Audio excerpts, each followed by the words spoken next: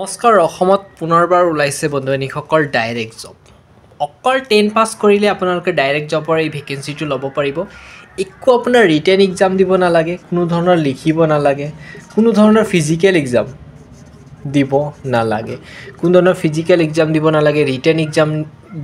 দিব নালাগে মাথো আপোনালোকে 10 পাছ হলে এপ্লাই কৰিব পাৰিব এটা বহুতে ক'ব এইটো জবটো নো কি এটা বহুতে ক'ব যে জিডিএছ জব সাগে হয় জিডিএছ জব কিন্তু বন্ধুসকল বহুতে ক'ব কি 90% কে আপ যায় জিডিএছ ত এপ্লাই কৰি কোনো লাভ নাই ইয়াত এটা আপোনাৰ টেকনিক আছে বহুতো বন্ধুসকল নাজানে গতিকে আপোনালোকক জনাই দিব বিচাৰিছো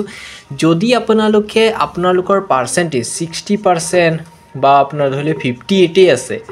বা আপোনাৰ 73 বা 78 বা 80 আছে তেন্তে আপোনালোকে এই ডিস্ট্ৰিক্ট সমূহত এপ্লাই কৰিব যোনটো ডিস্ট্ৰিক্টৰ কাট অফ ৰেংকটো কম যায় ধৰিলক আপোনালোকে অৰুণাচলত এপ্লাই কৰিলে অসমতটো কাট অফ আপোনাৰ 90 কে কম না যায় এটো মই 100% কৈছো 100% 90 কে আপে মাৰিব কিন্তু এনেকুৱা কিছুমান ডিস্ট্ৰিক্ট আছে যত মানে আপোনাৰ কি হৈছে বহুত ক্যান্ডিডেটে এপ্লাই বহুত বেছি কম ক্যান্ডিডেটে এপ্লাই কৰে ইয়াৰ মেইন ৰিজন হৈছে পাহাৰীয়া এলেকা মানে আপোনাৰ সুবিধা অলপ কম হোৱাৰ কাৰণে এই কাৰণে বহুত বেছি কম ক্যান্ডিডেটে এই ডিস্ট্ৰিক্টসমূহত এপ্লাই কৰে ফলস্বৰূপে আপোনালোকৰ কম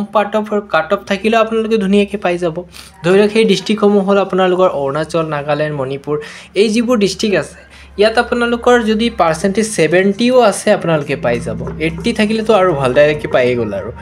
65 থাকিলেও পাইছে মই আগৰবাৰ যোনটো লিষ্ট আছিল এটো এনালাইসিস কৰি প্লাই আপোনালোকক কৈছো যদি অৰুণাচল নাগালেণ্ড আৰু মণিপুৰ ডিস্ট্ৰিক্ট এই ডিস্ট্ৰিক্টসমূহত কি হয় আপোনাৰ 75 68 আনকি আপোনাৰ 65 পৰ্যন্তৰ ক্যান্ডিডেটও পাইছে ডাইৰেক্ট জবটো গতিকে আপোনালোকে মেট্ৰিক পাস কৰিছে যদি জিডিএছ জবত এপ্লাই কৰকগে আৰু ইয়াৰ অফিচিয়ালি জিডিএছৰ